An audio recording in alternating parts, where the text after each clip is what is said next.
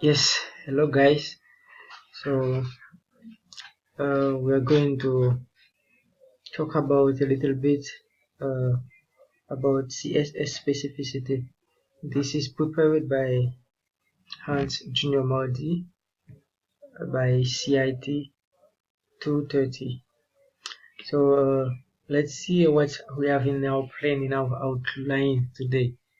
So we'll have to look at the definition of CSS specificity, and then we're going to see specificity hierarchy, and after that we are going to talk a little bit about how to measure specificity,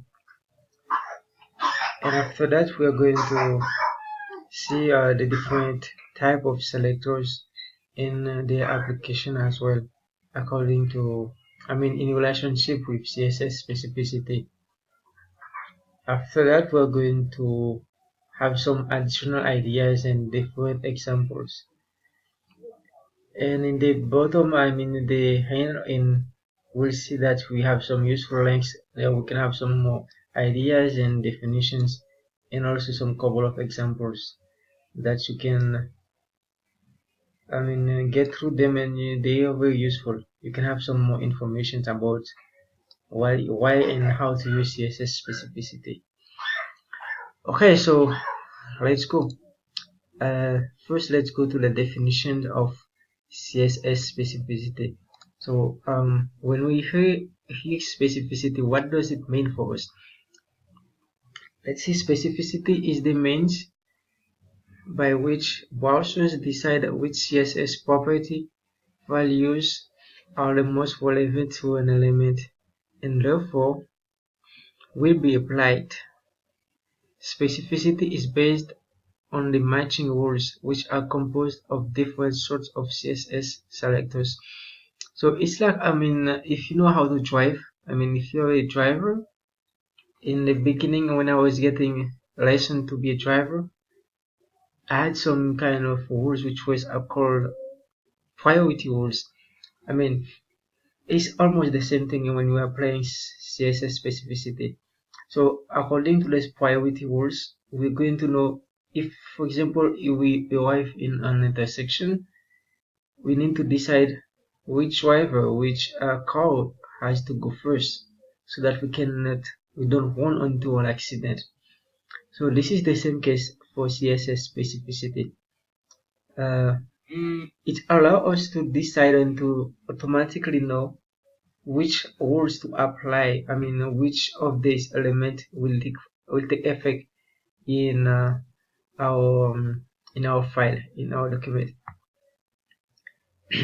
For example, as you can see in this part, it said if two CSS selectors apply to the same element, the one with higher specificity wins. Wins mean the one with higher specificity will apply. So let's go before. Let's see what is specificity hierarchy.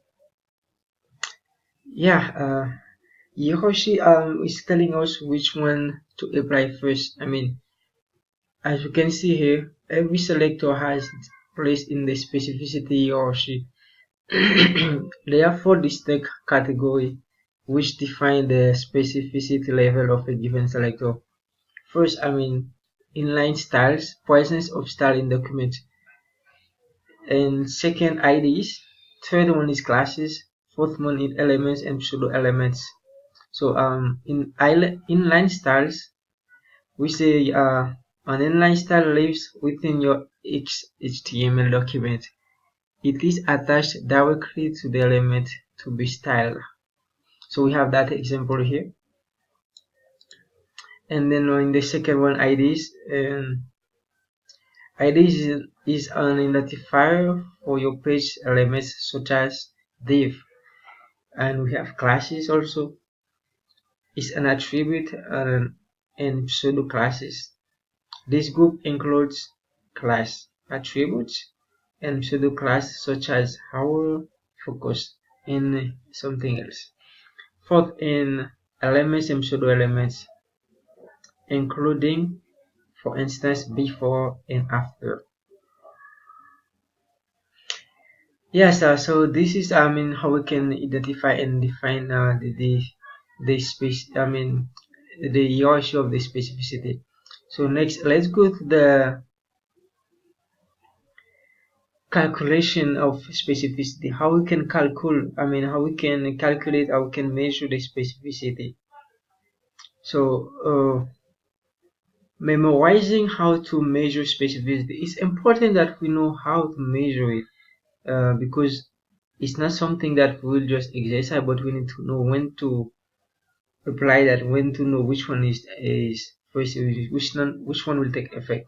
So as we can see here, start at 0 and 1000 for style attribute, and 100 for each ID, and add 10 for each attribute, class or pseudo class, and 1 for each element, name or pseudo element. So in body, content, data, image, over. So the specificity value would be 1 to 2. As you can see here, this example here is kind of, for some people that are not familiar with this, it's gonna be it's gonna be like complicated for them, but it's very simple. There are some other ways also we can do that. As you can see here, is like count the number of ID attribute in the selector, count the number of attributes and pseudo classes in the selector, count the number of element names and pseudo names in the selector. So as you can see here, there are different ways that we can calculate the specificity. It's like as we can read here, is a weight that is applied to a given CSS declaration, determined by the number of each selector type in the matching selector. When multiple declarations have equal specificity, the last declaration found in the CSS is applied to the element. Specificity only applies when the same element is targeted by multiple declarations. As per CSS rules, directly targeted elements will always take precedence, however, over rules which an element inherits from its ancestors. Yeah, so I wanted to give you some example about this one, so that we can see, exactly what I mean, what I'm talking about. Let's go directly to the example here. For example, this one, as we have different type of selectors here.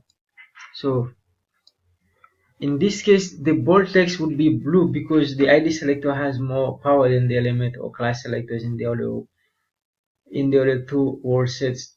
So the ID selector has more power here, so that's the way here we're gonna be blue. If we had another color here, for example, let me put black. If we put black here, the color would be black. Let's see that. Let's try that. So that we can have a better idea what I mean. Yeah, here. If we look at here, exactly, this is it. If we try to run it here, we'll see it's red here because red is here for the ID selector. So let's change that into green. Into black. Let's run it. Automatically, it's changed to black. My example is black. Let's put blue here. If we put blue here, which exactly it's become blue. If I put purple on, it's become purple. So that's it. As you can see here, it's, as I said before, it's like a minor of priority. Which one will take effect? Which one will apply? There are some important rules, and throughout these documents, if you read them, and you will see there are many other ways that you can calculate and you can define how to measure the priority rules about applying these specificities. And below also you will have some useful links here. As I said before, those links are giving you very good information, additional information that we need, so that you can better understand how to apply these CSS specificities. And so I was very happy to give you those information. I mean, and thank you for watching that. I mean, I hope that you enjoy that. Thank you, guys.